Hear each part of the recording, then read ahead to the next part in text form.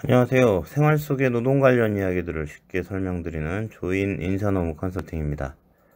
최근 몇 차에 걸쳐서 통상임금에 대해 알아보고 있습니다. 이번에는 정기상여금이라고 해서 근무기간에 비례해서 지급하는 상여금이 통상임금에 해당되는지 여부에 대해 살펴보겠습니다. 두 가지 케이스를 보겠습니다. 첫 번째는 취업규칙과 관행이 다른 경우이고요.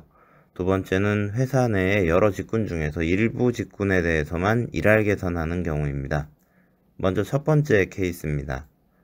K회사의 취업규칙에는 상여금을 매분기 말에 재직 중인 자에 한해서만 기본급의 100%를 지급한다고 되어 있는데, 실제로는 그 전에 퇴직한 사람에게도 근무기간에 비례해서 상여금을 지급해 왔다고 합니다.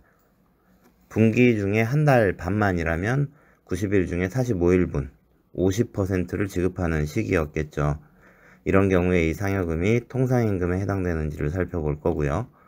두 번째 케이스는 상여금을 짝수달 말에 지급하는데, 중도 퇴직을 하게 되면 사무직만 일할 계산해서 지급하고 생산직은 재직자만 지급하는 경우에 이 상여금이 통상임금에 해당되는지를 살펴보겠습니다.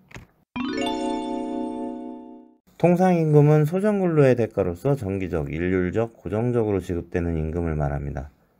상여금이 통상임금에 해당되는지에서 이슈가 되는 건 이 가운데 고정성 부분이 가장 큽니다.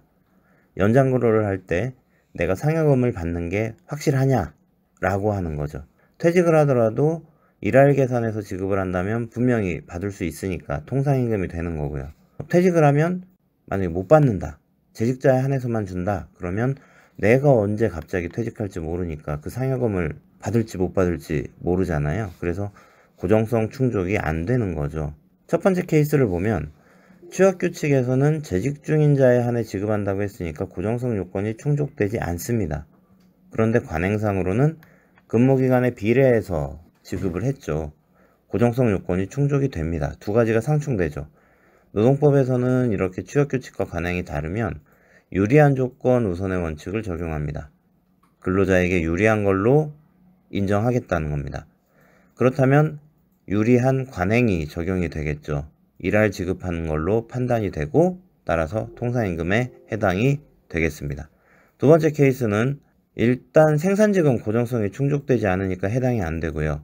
사무직에게 지급하는 상여금이 통상임금으로 볼 수 있느냐, 이걸 보면 될 텐데, 문제는 사무직과 생산직에 대해서 이렇게 다르게 적용하는 것이 일률성을 불충족하는 건 아닌가를 살펴봐야 됩니다.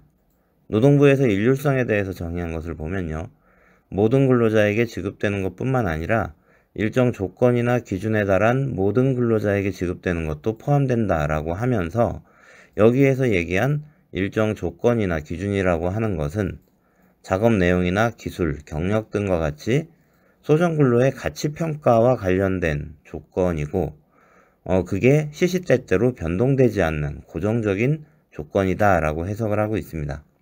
사례 한번 적용을 해보면, 자, 사무직을 생각해 보면요, 사무직, 생산직, 영업직이라는 거는 작업 내용, 기술에 따라서 나눈 거죠. 하는 역할이 분명히 다른 거죠. 그리고 그게 수시로 바뀌는 것도 아니잖아요. 따라서 일률성을 충족할 수 있습니다. 그렇기 때문에 사무직에게 지급하는 상여금은 통상임금에 해당이 되겠죠. 물론 현실적으로 이렇게 사무직은 해당이 되고 생산직은 해당이 안 된다 이러면 조직 내에서 문제가 생길 수는 있겠습니다만은, 법리적으로는 이렇게 판단을 하시면 되겠습니다. 통상임금은 그 임금의 지급 방식을 어떻게 하는가에 따라서 해당 여부가 확연하게 달라지기 때문에 법적인 사항을 잘 따져서 임금의 구성 항목, 지급 방식을 결정하셔야 합니다. 간단하게 해결할 수 있는데 모르고 계시다가 큰 비용이 지출될 수 있기 때문에 이런 부분에 대해서는 노무 전문가의 자문이나 검토를 받으시길 추천을 드립니다. 약은 약사에게, 인사노무 상담은 조인에게. 들어주셔서 고맙습니다.